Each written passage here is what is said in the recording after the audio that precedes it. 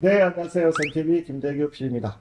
자, 오늘은 정말 이 부산을 이끌어 나간다. 아니지, 이제 어떻게 보면 이제 전국을 이끌어 나갈 제일 핫한 두 분을 모셨습니다. 자, 우리 의원님부터 한번 인사 한번 하시죠. 네, 반갑습니다. 부산광역시의회 이준호 의원입니다. 저는 국민의힘 소속이고요. 오늘 두 번째 출연인데요. 오늘 또 풍성한 이야기 보따리 즐겁게 풀어놓고 가도록 하겠습니다. 자, 오늘 기대가 넘칩니다. 인사 한번 하시죠. 네, 시청자 여러분 안녕하세요. 개혁신당의 정의한 대변인입니다. 저희 개혁신당은 언제 중도와 합리적 보수의 입장에서 항상 상식적이고 그리고 용기 있게 여러분들에게 오늘 이야기에 대해서 재미있게 말씀드리고 가도록 하겠습니다. 감사합니다. 어떻게 보면 두 분이 당으로 보자면은 큰 집, 작은 집, 뭐 아우 동생 뭐 이런 사이 맞는 거죠? 아니면 뭐 지금 경쟁 사이입니까? 어떻게 생각하세요? 저는 개인적으로 결이 같다고 생각하고, 개혁신당의 대표이신 이준석 의원님께서 또 저희 정당의 대표셨기 때문에 저는 사실은 지금의 상황이 좀 이질적인 것 같아요. 그래서 언젠가는 함께할 날이 와야지 저희 같은 청년 정치인들도 좀 더 시너지 있게 일을 할 수 있을 거라고 기대하고 있습니다. 어떻게 생각하세요? 측면에서 보면 이준호 의원이 말씀한 것도 틀리지는 않는데요. 뭐 그런 의미에서 빨간색과 또 주황색이 같은 따뜻한 색이라는 측면에서도 볼 수 있을 것 같긴 한데, 어쨌든 지금으로서는 민주당이 너무 독자적인 행보를 걷고 있고 그게 국민적 거부감으로 나타나고 있는 반면에, 어쨌든 보수 안에서도 이런 목소리를 내는 축이 반드시 필요하다라는 생각이 듭니다. 그래서 중도 입장에서 어쨌든 상식적인 의견을 최대한 발휘낼 수 있는 그런 입장이 필요하다고 저는 생각이 듭니다. 지금 뭐 더 핫한 이슈가 전재수 해양수산부 장관의 메시지가 아주 큰 파장을 일으키고 있어요. 35년을 국힘이 말아먹었다. 약간 그렇게 하는데 우리 어떻게 생각하세요? 그 부분 좀 설명을 해주세요. 저는 정말 웃긴 것이 본인이 부산에서 국회의원을 10년째 하고 계십니다. 본인 또 같이 말아먹은 거예요. 이거 셀프 디스도 이런 셀프 디스가 없고, 그리고 제가 기억을 좀 되살려주는 약이 있으면 처방을 좀 받아서 드리고 싶거든요. 왜냐하면 2018년도에 부산에서 이례적으로 민주당 부산시장이 탄생했고요. 그리고 16개 구청장 중에서 두 분인가 세 분을 제외하고 다 민주당이었어요. 그리고 부산시의회 시의원도 압도적인 40명 민주당이 다수였고요. 또 기초의회 의장도 다 민주당이 대부분, 하나 빼고는 다 민주당이었습니다. 이렇게 부산을 민주당이 압도적으로 이끌었던 적도 있고, 심지어 본인이 10년째 부산에서 일을 하고 있는데 35년째 국민의힘이 말아먹었다라고 주장하는 거는 저는 그냥 망각하고 내뱉는, 정말 이 입으로 그냥 요설을 내뱉는 수준이라고 생각을 하거든요. 그래서 전재수 의원께서 이제 해양수산부 장관이 되시고 나서 내가 부산 국회의원인 걸 잊어먹으신 것 같아요. 그래서 좀 한번 상기시켜드리고 싶은 마음이 되게 큽니다. 근데 만날 수가 없네요. 뭐 제일 최근에 사실은 부산이 제일 힘든 과정 중에 하나가 그 오거돈 전 시장의 정말 말도 안 되는 걸로 어쩔 수 없이 그렇게 되면서 그때가 제일 어떻게 보면 제일 혼란스러웠다고 생각을 하는데, 이 부분에 있어서는 어떻게 보면 좀 자유로우신 것 같은데 두 당이 지금 다 잘못한 거잖아. 네, 어쨌든 보면은 국민의힘 입장에서는 다시 잃어버렸던 자리를 찾아오게 된 것이었는데, 그런 게 발생했다는 것 자체가 저는 민주당 쪽에 좀 더 비판을 하고 싶다는 생각이 많이 들어요. 어쨌든 부산이라는 지역적 특수성을 고려해 봤을 때 대구보다는 그래도 부산 시민분들께서 그래도 너네도 한번 해봐라라는 그런 시원한 마음이 있으시거든요. 그런 마음을 필두로 본인들이 자리를 한번 가졌으면 그거를 지키고자 하는 노력이 반드시 수반됐어야 되는데, 이 어쩔 수 없는 민주당의 그 성비위 DNA가 발현된 것을 본다면 그것뿐만이 아니라 시장 경제 체제 자체도 무시하는 것도 반드시 수반되지 않았을 거라는 생각을 하고 있습니다. 그래서 국민의힘이 이번에 어떻게 보면은 정말 분수령이라고 생각이 들고요. 박형준 시장님도 삼선에 도전하시는 만큼 이번 기회를 토대로 부산 시민들께서 우리 범보수 진영에 대한 생각을 확고히 공고히 굳히시지 않을까라는 생각도 조심스럽게 해보고는 있습니다. 뭐 계속 뭐 지금 전재수 장관 얘기가 계속 나오는데 요즘 되게 좀 급하다는 그저 뭔가가 이게 막 쫓긴다는 느낌을 계속 들죠. 뭐 지금 자기 발언하면 안 되는 동남권 투자은행 설립하는 거를 자기가 나서서 투자공사로 바꾸겠다. 이거는 사실 그건 해수부에서 할 수 있는 일이 아닌데도 불구하고 정치적인 발언을 하고, 이번에도 35년 뭐 누구는 그러더라고, 35년 부산 망원은 전주수가 한다 뭐 이런 식으로 이야기를 하는데, 그런 부분 보면 좀 뭔가 쫓긴다는 느낌 좀 드시죠? 저는 제가 전재수 장관의 입장이 돼도 굉장히 힘들 것 같아요. 어떤 지점이냐면, 부산시장에 출마할 수밖에 없는 상황이 조성되고 있고, 미디어 환경이나 정치적인 구도도 그렇게 흘러가고 있어요. 그런데 정치인들은 특히나 전재수 장관이 이때까지 정치를 해왔던 궤적을 보면 생존의 목적성을 두고 있어요. 그런데 부산시장 지금 여론조사를 계속 보면 본인이 근소치로 우세한 여론조사가 많이 나오고 있고, 부산은 전통적으로 여론조사보다 실제 개표를 했을 때 10% 정도 차이가 나는 경우가 많았습니다. 보수 쪽으로. 그러니까 전재수 장관 입장에서는 와, 이 흐름이라면 내가 등 떠밀려서 출마를 할 것 같은데, 출마를 하게 되면 국회의원직도 사직해야 되고 장관직도 사직해야 되고 시장에서 낙선하면 나는 낙동강 오리알이 되겠구나라는 판단을 할 것 같아요. 그렇죠. 그래서 내심 저는 출마를 하지 않기를 바라고 있을 거라는 어떤 추측을 하고 있고, 그리고 출마하는 것이 좀 두려울 것이다. 그래서 자꾸 이렇게 좀 급하다고 인식될 정도로 무리한 발언, 뭐 35년 발언처럼 정말 검토되지 않은 좀 선동이 가능한 발언들을 지금 좀 일삼고 계시지 않나, 저는 그렇게 생각합니다. 얼마 전에 우리 이재성 전 그 시당위원장이 여기 나오셔가지고 말씀 중에 그 얘기를 하셨어요. 지금 한석밖에 안 남았는데 이것까지 만약에 전재수 장관이 나와서 실패를 할 경우에는 한석마저도 없어지는 거잖아요. 그러면 그거는 너무나 큰 타격이다. 뭐 이왕 이야기 나왔으니까 뭐 이거 좀 없는 얘기긴 한데, 우리 대변인께서는 또 지금 부산시장에 대한 출마에 그 의지를 가지고 계신 걸로 아는데, 뭐 여기서 좀 말씀 좀 해주실 수 있나요? 뭐 지금으로서는 확정된 게 아무것도 없지만 사실 개혁신당 입장에서 지난 대선 이후에 지선에서도 확실하게 자리매김하고 있다는 거를 전 국민뿐만 아니라 특히 제가 고향인 부산에서도 보여줄 필요를 늘 느끼고 있습니다. 저는 뭐 아무것도 아직은 뭐 확정드리거나 말씀드릴 수는 없지만, 저도 부산 태생으로서, 부산에서 어차피 살아가야 될 사람으로서, 그리고 부산에서 죽어야 될 사람으로서 제가 부산에 가지고 있는 열망과 열정이 그대로 정책으로 실현되는 모습을 볼 수 있다면, 그게 또 당에 도움이 될 수 있는 부분을 연결될 수 있다면 제가 역할을 하고 싶은 마음은 분명히 있습니다. 정말 중간에 뭐 페이스메이커 역할만 하고 빠지실 건 아니죠? 네, 저는 어쨌든 제가 가진 색깔을 공고히 함과 동시에 부산 시민께도 제가 확실하게 각인될 수 있는 그런 부분이 있다고 생각을 해서요. 만약에 제가 출마를 하게 된다면 그런 부분에 있어서는 저는 끝까지 갈 수 있는 생각이 있습니다. 안 한다는 얘기는 안 하는데 거의 출마 선언 느낌. 약간 그런 느낌.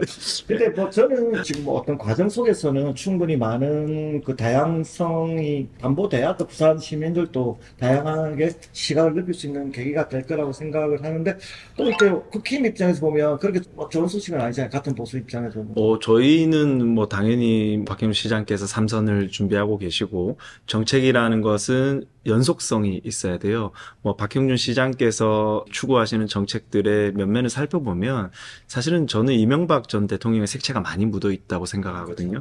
단기적인 효과보다 장기적인 부산의 비전을 보고 도전하는 것들이 뭐 가령 15분 도시라든지 북한 재개발이라든지 가덕신공항이라든지 여러 가지 뭐 안건들이 있지만 다 부산의 먼 미래를 보고 있기 때문에 저는 박형준 시장에게 조금의 시간을 조금 더 주어져야 된다라고 생각해요.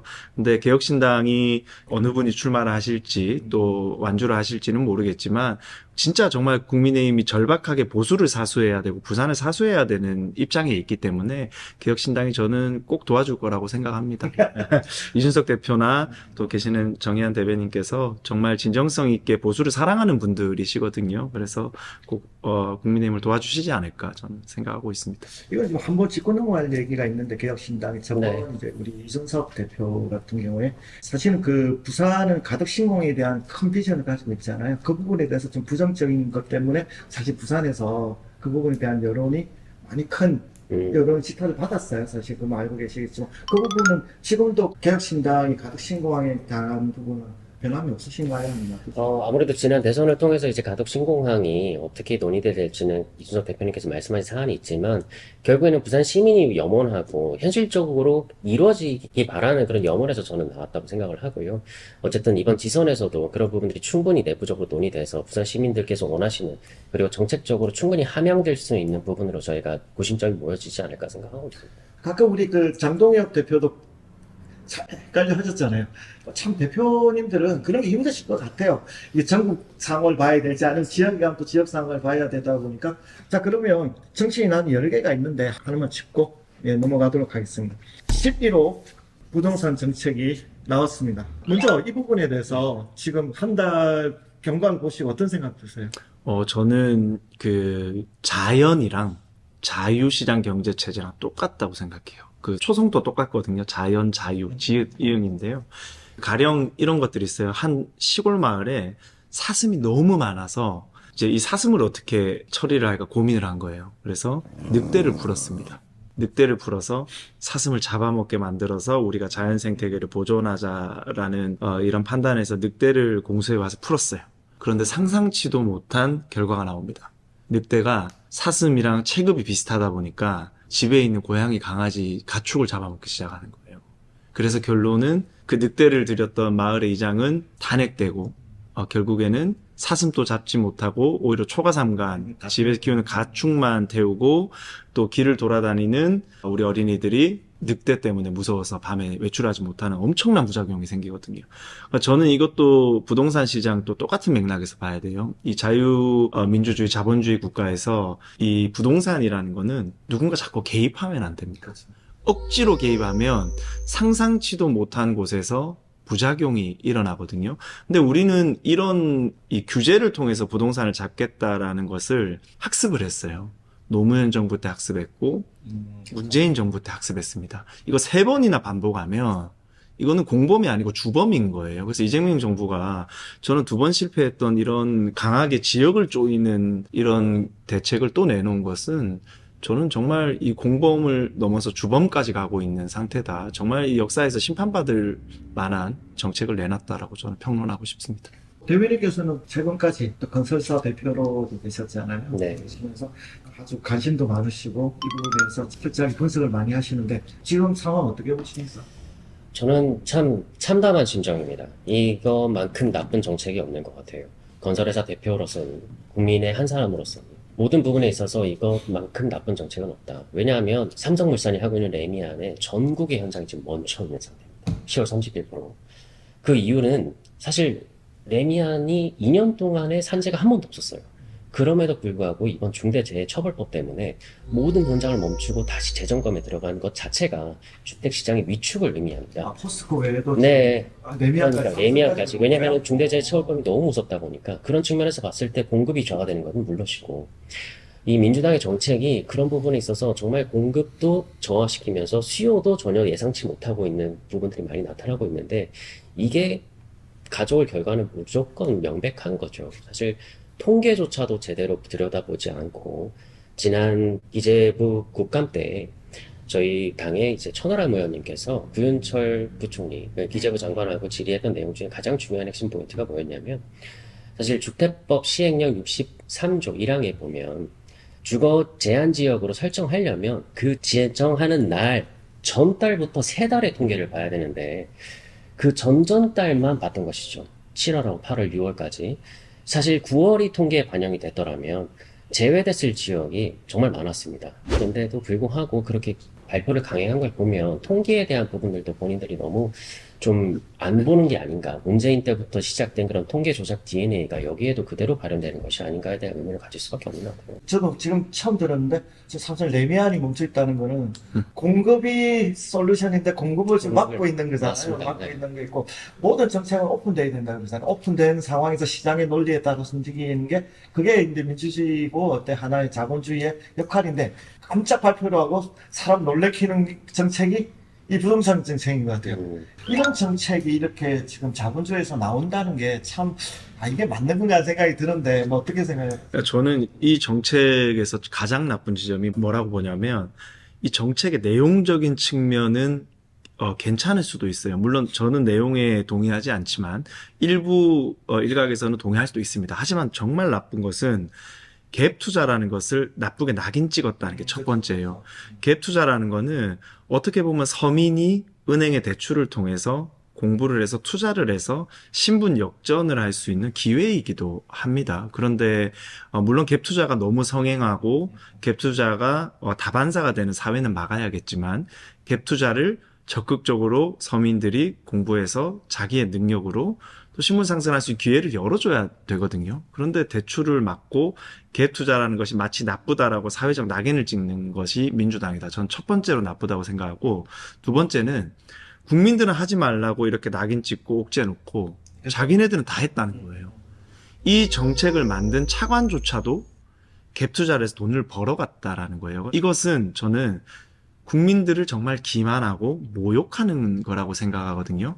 그리고 최근에 민주당에서 또 시민단체 통해서 재밌는 논평을 냈어요. 다주택을 하고 갭 투자를 했던 뭐 국회의원 민주당은 몇 명이고 국민의힘 몇 명이고 국민의힘이 많다라고 주장을 했는데 저는 여기서 국민들이 정확하게 논지를 보고 흐트러지면 안 된다라고 생각합니다. 국민의힘은 이 투자가 나쁘다라고 하지 않습니다. 하지 말라고 하지 않아요. 누구든지 기회가 있고 능력이 있으면 공부하셔서 투자를 하세요라는 우리는 정당이고 민주당은 하지 말라고 해놓고 자기네들 하는 정당이잖아요. 그런데 여기서 민주당은 되려 또 시민단체를 동원해서 국민의힘 다주택자 많다, 당대표가 몇 채다 이렇게 공격을 하거든요. 그래서 저는 여기서 국민들께서 똑바로 두 눈 부릅뜨고 언론을 제대로 읽어보시면 민주당이 정말 그 서민들이 부자 되는 기회를 부동산을 통해서 막고 있다. 정말 자기네들만 부의 소유를 하고 싶어하는 민주당 정권이다라고 저는 뭐 총평하고 싶습니다. 궁금한 건 사실 이 11호 정책이 부산 부동산에 어떤 영향을 끼치냐가 사실 부산 시민은 제일 궁금하고 앞으로 이게 어떤 방향으로 갈 거냐가 제일 궁금한데 이 부분에 대해서는 어떻게 생각하세요? 지금으로서는 사실 서울과 경기도에 이렇게 축약되어 있지만 이 부분에 있어서 전국적으로 좀 확대할 수 있는 모델도 분명히 나올 수 있을 거라고 생각을 하거든요.